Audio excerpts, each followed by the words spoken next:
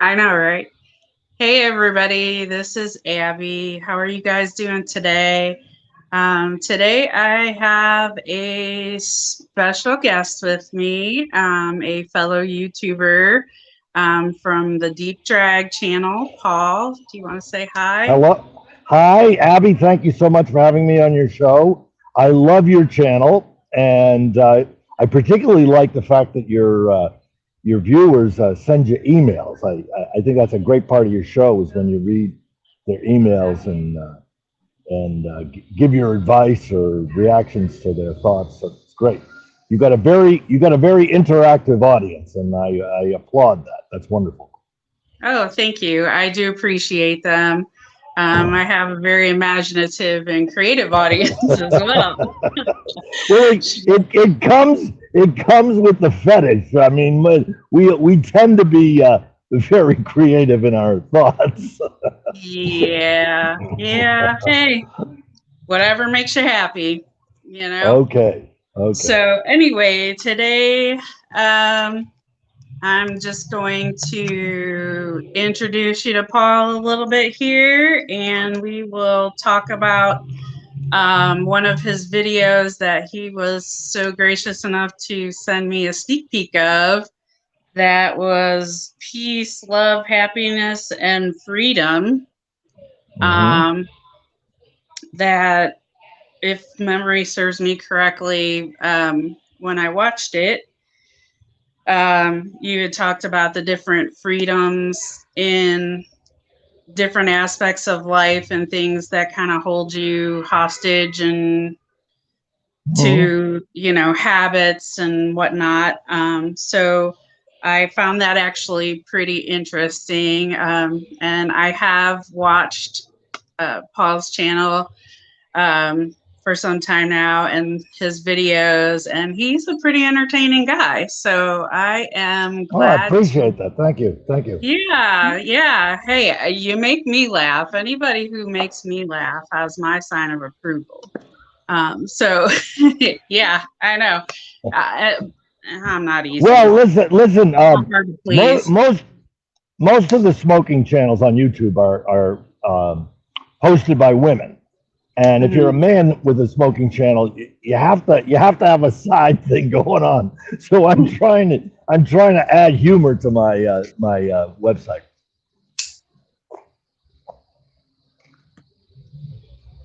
I will say you do a pretty good job. Thank you. You keep me entertained and you keep me watching. So, what I figured we would do is I wanted to start off a little bit with some questions for you. Um, Kind of do it like that, like a Q&A sort of format and discuss. So why don't you tell everyone out there a little bit about your channel and why you started it? Well, I started making videos in November of 2020, so that was a little more than a year and a half ago. Mhm. And I did it really. I had seen a lot of smoking channels Mhm. with women, and I found them. I have a smoking fetish myself, so I've always found them rather provocative and entertaining in their own way. But I got thinking, why am I like I am? And it's a question that, of course, I kicked around in my head ever since I realized that smoking had a particular appeal for me, and I realized that, and I think your viewers could verify this, I suppose, um, that most of us men who are find smoking women appealing realized that sometime when they were young boys, and we've carried it into our adulthood.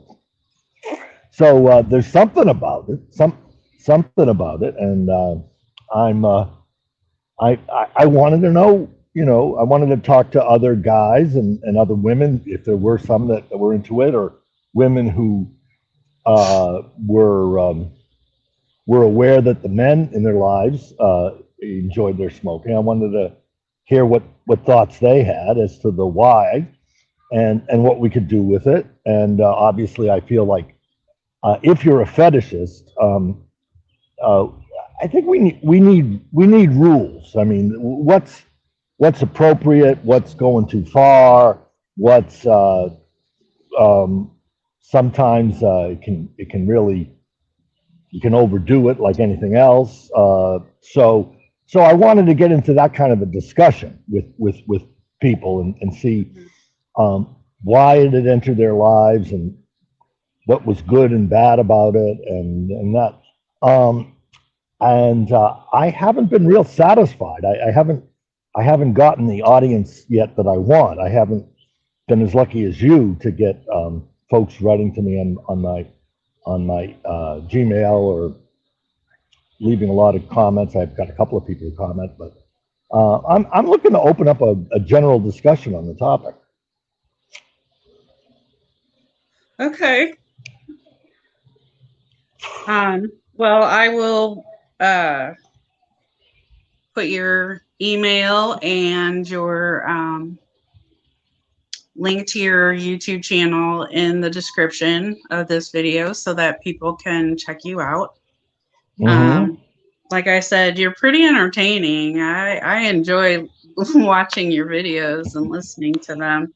Yeah, and a couple of generally when I make a video, I uh, I, I put it on the schedule, so I Yeah. try to get my videos always released mid afternoon on Eastern time. I live in Massachusetts. You're on Eastern time too, I gather. Yes.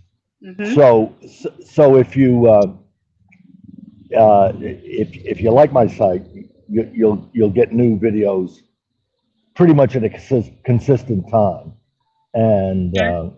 and so and then it gives me some time to fool around with it and put your thumbnail and all that kind of stuff. So Yeah. Add the little dresses it finishing up. touches.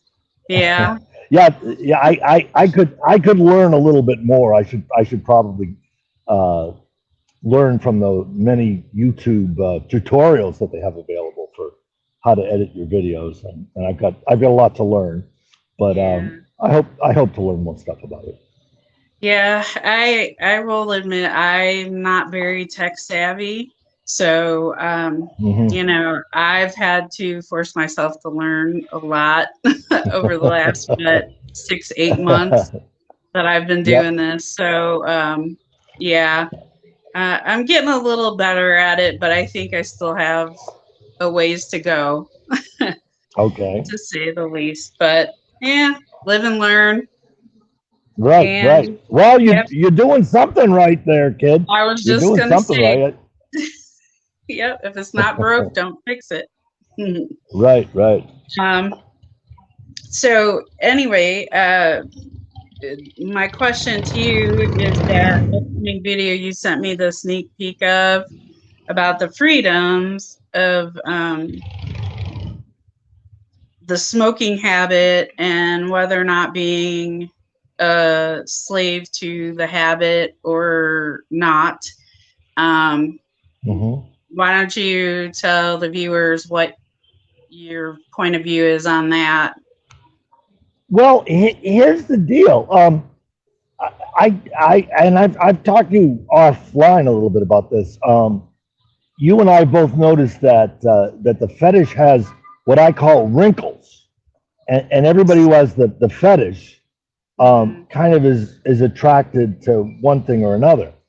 And I don't say it with any great pride, but the whole addiction thing is Mm-hmm. something of a turn on to me. The idea of maybe one of these goody two shoes girls becoming a nicotine fiend. There's something about that that's provocative, and Yeah. that's about addiction.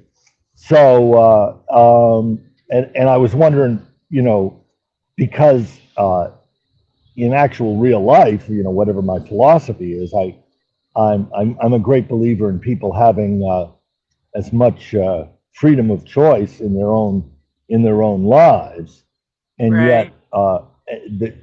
the idea of a woman, falling into such of an addiction, and she no longer even has the choice about whether to smoke or not, being a turn on. That seemed to kind of was at odds with what I really believe as a person. So I was curious about that. But Yeah. then, you were talking about as a human being outside of the fetish. Yeah, I mean, I think people control each other. I think governments control us. Sometimes religions can control us. Hmm. Corporations control. I mean, it's just like this in society. I think people are generally afraid of free agents. Yeah. We don't like people doing their own thing, and that's too bad, because I think we'd have a better world if we were more Right. tolerant of because obviously there's some things people do you got to control because they're hurtful, Hmm. um, but just letting people have different opinions and different hairstyles. As you can see, I have my own choice in Hmm. that, and people choosing how to spend their time, and what music to listen to and everything. I mean, you really don't need to have somebody else tell you what you're doing is wrong or right. I mean, just like you know, Right.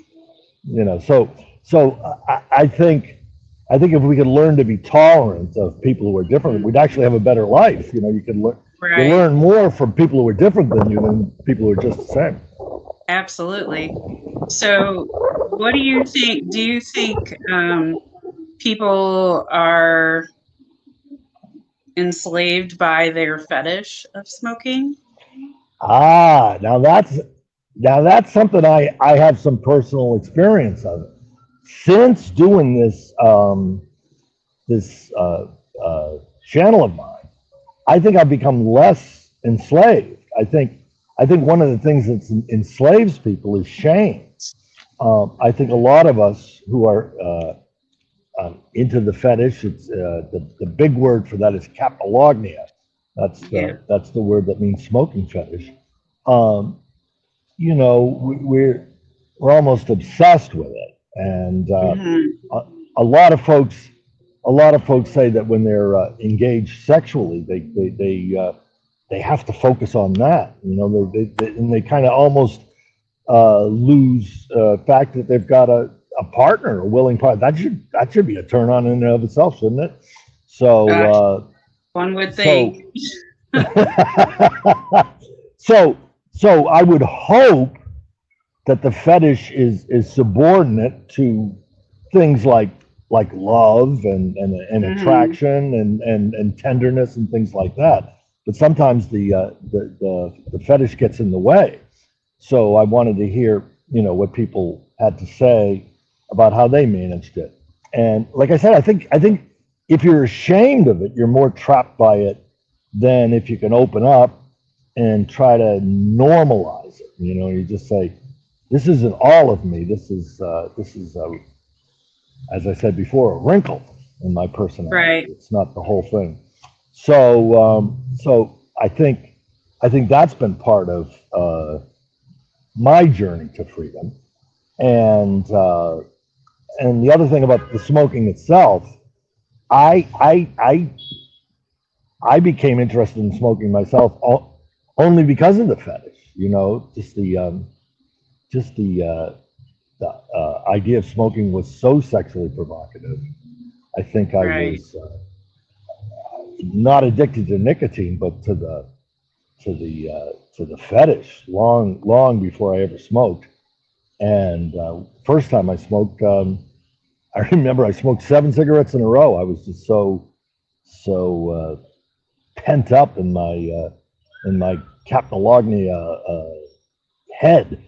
Yeah. So that that that's a little much. That's a lot. So, yeah, I never went through that phase. A lot of people say when they start smoking where they don't like it, or they cough, or they can't finish a Yeah. cigarette or something. I dove into the deep end big time. Nice. So I guess nice. I mean, hey, it's your freedom to do so, right? Right. Because you chose to. And I think, well, clearly, I mean, there's no doubt that there are risks to your health and longevity. I'm not gonna be a dope Right. and pretend there aren't. But on the other hand, I think it's sometimes doctors and so forth, like that's all they want to know. You know, whatever problem you've got, you know, stop smoking, that'll solve it, which isn't true. And the other thing is, something I do is I take breaks from smoking. You know, sometimes I take long Yeah. breaks from smoking. You know, for months at a time. Mhm. So I think doing that. I don't think I've ever considered myself a non-smoker. Just somebody who's Okay. suspended their smoking temporarily. So Yeah. I don't know that I could do that, if I'm being honest. Um, Maybe I'll try that sometime. I don't know. well, I think it would make it like if you said to yourself, "Oh, this is my last cigarette. I'm never going to smoke it again." I think that'd be hard. But if you said, Yeah. you know, Tuesday's coming up. I'm going to see if I can get through Tuesday and Wednesday I'll smoke again. Right. I think it'd be less difficult if you had that attitude. You Yeah. could try it, see if it works for you. Maybe I will. All right. Um, in your video, you also mentioned like having the freedom and to be happy and freedom in other aspects of life, like, you know, marriage, friendships, relationships, work, things of that Yeah, nature. Um, yeah. I found that very interesting, and it kind of hit home for me a little bit. Oh, tell Um, me a little bit about that. How did that relate to your experiences? I'm having a hell of a lot of trouble with this cigarette. well, it kind of in twofold, actually. Two instances. When I was younger, um, I had worked my way up to supervisor of my department, and Good for you. Yeah, good. I am very, I take pride in my work. That's just kind of how I was raised and how I was brought up. I believe in working hard. Um, so, you know, when I got into that management position, I felt like, okay, now I'm responsible for not only myself and my job, but the people who are under me. And Yeah, I think that's the idea that they want you to have as a supervisor. well, Yeah, right. sure. And I kind of took it very personal, Hmm. and I let it get the best of me. Um, Ah, because, you know, we had other shifts that evening shifts that, you know, would report to me and things of that nature. So when I leave for the day, um, it was kind of like, okay, what's going on at work? Am I going to get a call? You know, da da da. And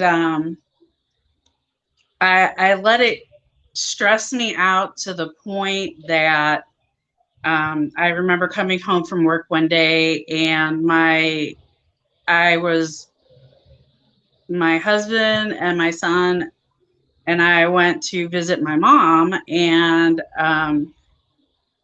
I was just so stressed out and worried about something that had been going on at work that day that I was like, Mom, I need to lay down on your couch. And she's mm, like, What's wrong? And I'm like, you know, I don't know, man. I'm getting kind of chest tightness, you know. And she's like, Are you okay? And I'm like, Yeah, I'm fine, you know. Uh, and then all of a sudden, I just was laying there for a few minutes, and I was like, Man. And I found myself like taking deep breaths. And she's like, You know, are you all right? And I'm like, no, I feel like I can't catch my breath. And at that point, my husband was like, okay, come on, we're going to the ER. And my mom took care of my son, and it earned me a ticket overnight in the hospital. Fortunately, it was just Wow. stress and anxiety. It wasn't, anything more serious than that. But yeah, at that point, that was like my wake up for me. I was like, okay, yeah, my position is important, my job is important, but you know what? My family is way more important to me than Absolutely. Absolutely. Yeah. work will Yeah. ever be. And in that moment, I learned that, 5 o'clock, when I hit that door, work doesn't exist anymore. All And right. yeah, I mean, it took me getting to that point. Um, so I was kind of almost like a slave to my job. I didn't Sure. have Sure. I freedom hear from you. my Yeah. job. So that was one thing that kind of resonated with me when you had talked about that. And the other instance was something that we had talked about a little bit before with as I've grown up and had life changes, and I've learned to take care of me and what's important to me and not worry so much about making everyone else happy, Right. and a little more time making myself happy. Not that I don't want others to be happy and I don't want to do things for them. Um, I don't want to sound like this horrible, evil person, like, but Oh, I'm sure. I'm sure you are. I do want to hear from your friends and colleagues. They probably say, Abby, oh man, all she does is care about herself. about my evil side. Yeah. Yeah, But you come across so sweet and everything. what is that, Dr. Evil? No, Oh, oh, I want to meet Mini Me there. Someday mini I me. hope you have her on the show. Oh, yeah. I've got a couple of those. Um, but yeah, and in doing so and rearranging and prioritizing my life a little bit, I guess you'd say, I have lost some friends and relationships, and they've distanced family and stuff, have distanced themselves, um, which, in my eyes, like, okay, I see your true colors now. Well, Um, yeah. I mean, you know, I think those are the kind of people that you call users. They're not they're exactly. not looking they're not looking to have an actual relationship with you. They're looking at Right. you thinking, what can she do for me? You got And it. so, yeah, if you lost those people, it's a gain. You gain by losing when you lose people like that. Yeah. Right. Right. And yeah, I'm like, you're here for the wrong reasons. And now I see Right. that. So yeah, I can, when you had talked about that with freedom and relationships and jobs and stuff, that kind of hit home for I think me with those I two think things. when two people who are truly dedicated to freedom and to respect too. That's the other part. Um, they sincerely want the other person's happiness, Right. and sometimes your happiness doesn't necessarily have anything to do with mine, but I still have to root for you, and I still have Right. to root for you to be happy in your way, not in the way that makes my life better. Right. Those are real friendships. Those are real relationships. Yep. But unfortunately, and now in my work, I work as a mental health counselor, Mm-hmm. and one thing that comes up all the time is families, and family members use each other. They and so Yeah. if you grew up with that attitude, it takes a long time to change your thinking, and sometimes Yeah. you have to confront parents or siblings or uh, Right. and say, look, I got to draw some boundaries here. You can't just Hmm. use me as your slave, and Right. that can cause some uproar in families, of course. Yeah. I think a whole lot of people watching us now are going to say, "Oh, yeah, I know what that's about." So Well, gosh, I that feel like takes you just talked to a counselor. so so that's a real challenge we all face, because you can have it in your mind. Well, this is the kind of life I want to live, but Right. freedom you have to fight for. You have to fight for freedom, and of course, I think the initial breakthrough is when you start to meet some people who treat you right. If you Mhm. if you have some experience in your life, like this friend, or even some bosses are good. Like you're Oh, a sure. supervisor, and Hmm. and you say, I really can't come into work today because I got to take care of my mother, or I need a mental health day, or whatever it is. Some supervisors are like, "Rah, rah, rah, rah, rah, no, no, no, no, I need you at this hour." You got to be flexible with people. You can't just always Right. follow the rules. Things come up, and if you can respect the fact that the person you're working with is more than a worker, and that they have, like you were saying, you take Right. pride in doing good work and you work hard, but you're not on earth to be a supervisor. It's more important to be a mother and a daughter and a wife and every other Right. thing that goes with being in a family. And if somebody's your employer or your customer or anything like that, they've got to say, well, yes, that's I have to come second, because her real life has got to come first. Right. Yeah, I agree. Um, yeah, that was a real eye opener for me. Um, so let me ask you this. I mean, do you think that, um, you know, we've talked about a little bit about people, not being free from their work or family and friends and stuff. Do you think that a lot of people enslave themselves to like money? Oh God, yes. Oh, you nail. I'm hitting You you with the know. hard ones now. Oh, no, no, no, no. You're preaching to the choir. I mean, this is a real sad thing. Like, I'll give you an example. I stopped driving. I gave up my car about 4 years ago, Okay. and I'm telling you, it made my life so much better. No, I'm not saying everybody in the world has to give up their car, but I mean, it was just an example in my life.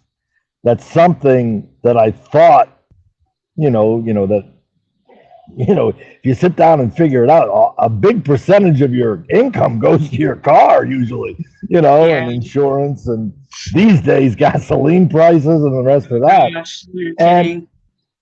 and you say, well, maybe I don't have as much money, but I'm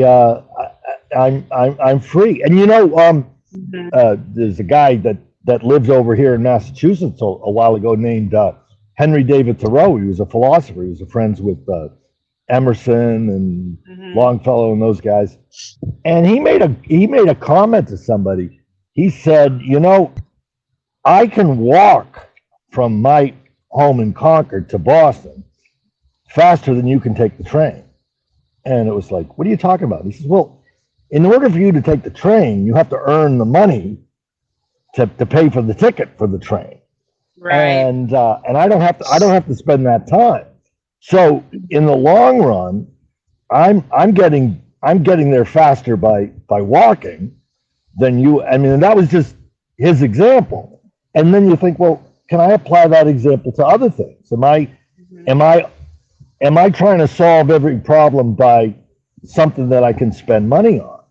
And plus, if you walk to Boston, you see the trees and you stop and you talk to people and you Right. sit on a bench and listen to the birds and the rest of that. So, you may have a better experience of life by maybe putting the money down a little bit. So money definitely eats up people's freedom, and Yeah. and it's addiction. If you say to somebody, Very "Hey, I'll true. tell you what, I notice you always drive into town. I mean, Mhm. maybe this time we could walk. Boy, that takes some effort, because you're in the habit, Right. and that's just one example.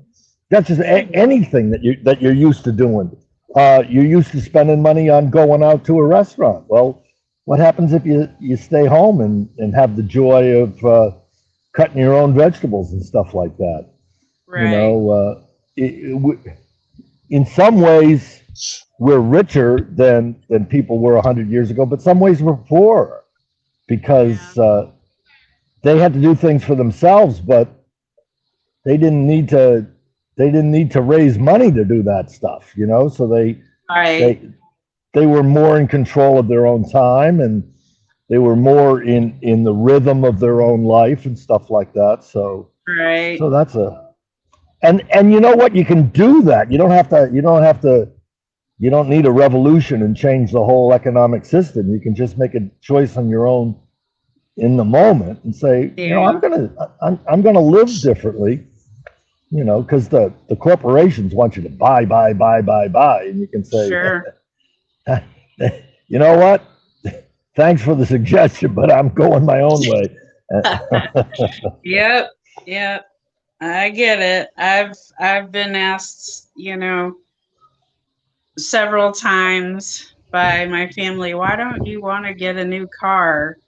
And I'm like, because I like not having a payment. I haven't had a payment for years. I'm gonna ride this thing till it dies. Um, would it be nice to drive around something shiny and new? Sure it would, but I take care of my car. It's in really good condition. It's 10 years old and it's still going, you know. my, So, my father made an observation to me one time. He says, you don't want to have a boat. You don't want to have a boat. That's a chain, a ball and chain, because you're always paying for your boat. What you want is a friend with a boat. oh, you If you shouldn't have have said that. now you, my husband's going to see that and he's going to look at me and say, uh-huh, because I keep telling him I want a boat. He's like, what boat stands for, right? And what does it because stand? I don't know that one. What's a boat stand for? yeah, bust out another 1,000. Yeah. Well, that's not wrong. I mean, that's Well, no, it's not other boat wrong, but owners. that's his whole argument.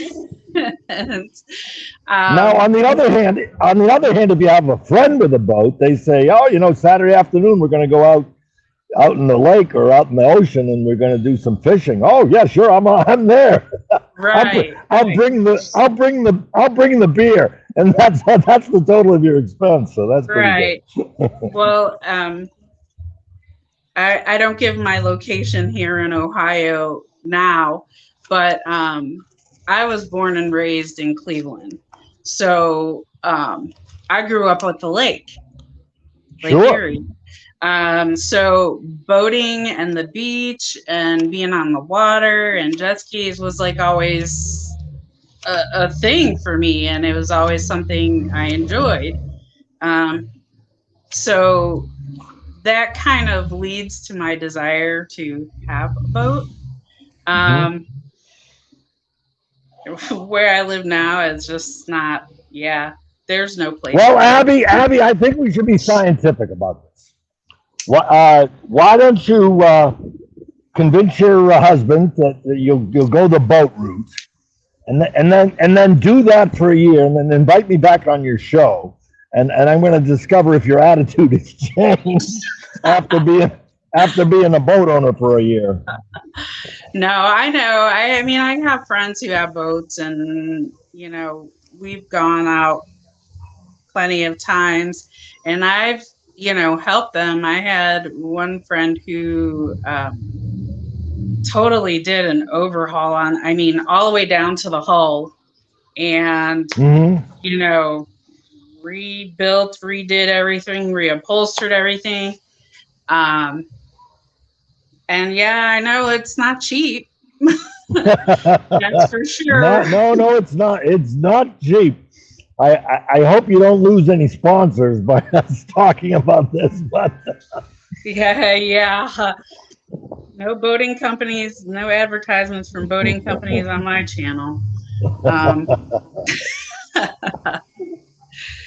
But anyway, okay. And I have my last question for you.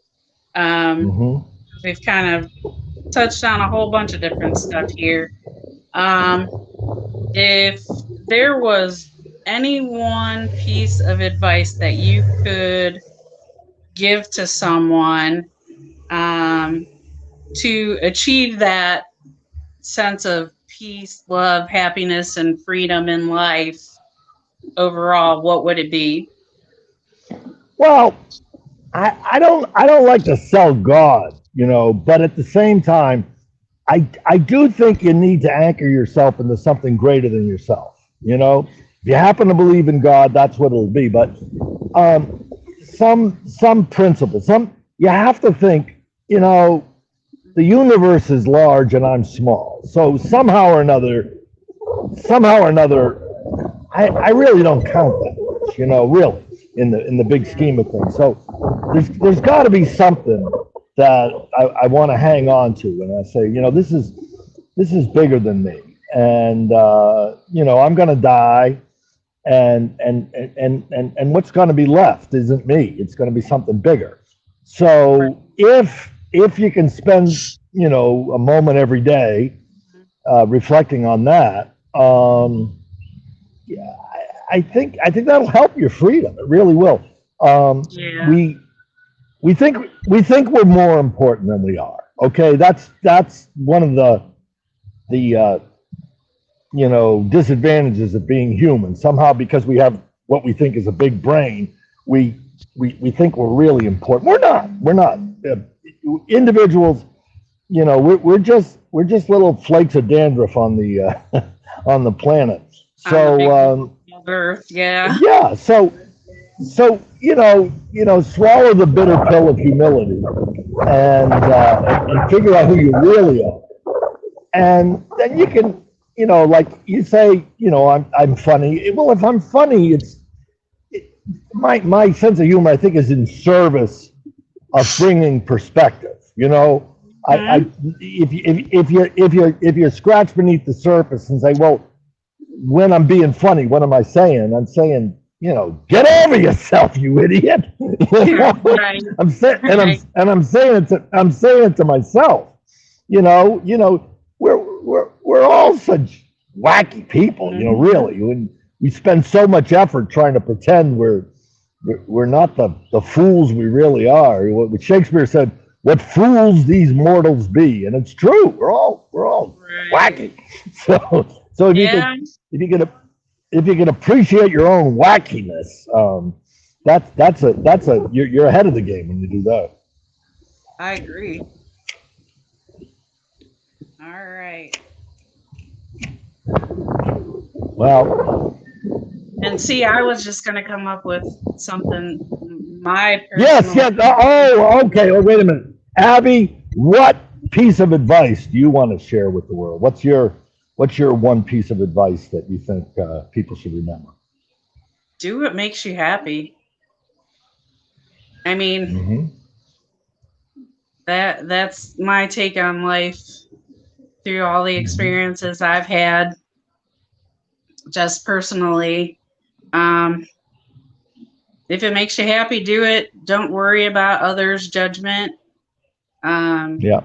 Don't worry. People are going to judge you no matter what you do, Right. whether Right. you do right or you do wrong. So do the best you can with what you got and what makes you happy. Oh yeah, yeah, yeah. There was a song when I was young. It was by Sammy Davis Jr. Whether I'm right or whether I'm wrong, I've got to be me. Yeah. So you know, and you know what? Be wrong sometimes. Who cares? You know, just go out and bloody your nose and make a complete idiot of yourself, and that's something you can survive. That you can survive. It's okay to be wrong. Yep. Yep. Yep. Yep. So, I agree. All well, right. this has been wonderful. I Yes, love yeah. talking to you. I love talking to you. I don't know if we solved the problem of smoking fetish, but No, I don't think we really were aiming for that. I mean, I don't know. but I mean, so I don't want to cure it because then I won't have a channel. no, Neither of but us will. by all means, since you've altered your focus a little bit in this show, I'd be very curious to see how your viewers respond to it. You know, if they say, "Hey, get back to business, there, Abby. I want to see you blow smoke in my face." Well, That I seems mean, I know they enjoy that, but I try to keep it interesting here. So, and like I said, I thought you were a pretty interesting guy. I enjoy your stuff. So, yeah, I well. appreciate you Well, come reaching on, out to me and coming on the channel, and everyone out there. I'll have you on my channel sometime, and that'll be fun. Yeah, So absolutely. so I'm going to tell everybody what I tell them at the end of my show is always I abide in peace, love, happiness, fight for freedom, and smoke them if you got them. There you go. All right. All That's right. it for today, guys. Thanks for watching. Hope you enjoyed. Don't forget to head on over to Paul's channel, Deep Drag, and check him out. He's a pretty funny and great guy. I love his stuff. Thank you. The link to his video or his channel will be in the description of the video. Don't forget to like and subscribe there. Show Paul some love, and we will see you all real soon, everybody. Bye. Bye bye.